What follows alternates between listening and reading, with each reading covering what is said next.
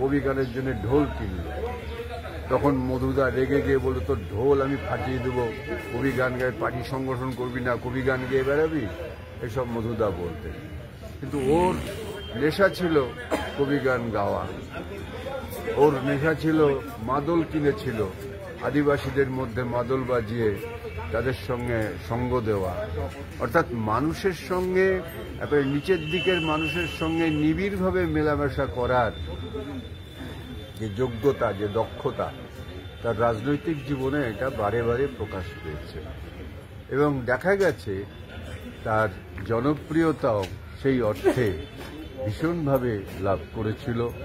পরবর্তী সময়ে নবগ্রামের party zonal সম্পাদক নির্বাচিত হয়েছেন, সংসদীয় গণতন্ত্রে পঞ্চায়েত সমিতিতে নির্বাচিত হয়ে সভাপতি হয়েছে, সংসদীয় গণতন্ত্রে তাকে অংশগ্রহণ করানোর জন্য পার্টি নবগ্রাম কেন্দ্রে তাকে প্রার্থী করা হয়েছিল, যদিও সেই নির্বাচনে আমরা জয়লাভ করতে পারিনি। তার একটা বড় কারণ ছিল সন্ত্রাস কবলিত ছিল সেই সময়। সব মিলিয়ে একটা কথা বলা যায় যে নানা গুণের মানুষ মোজাফফর হোসেন। তার এই অকাল মৃত্যুই বলবো, 72 বছর বয়সটা বিষয় না, কারণ আমার থেকে অনেক ছোট, তার মৃত্যু সংবাদ এবং তার সম্পর্কে বলা আমার কাছে খুবই বেদনাদায়ক।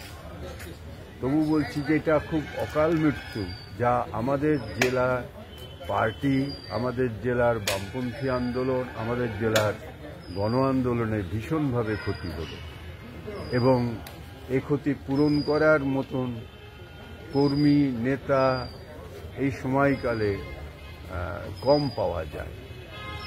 আমরা এটা আশা করব যে আমরা যারা আছি এবং যে নতুন প্রজন্মের ছেলেমেয়েরা আসছে, তারা সবাই মিলেই এই শূন্যতাকে পূরণ করার জন্য ভূমিকা পালন করবে এবং দায়িত্ব পালন করবে।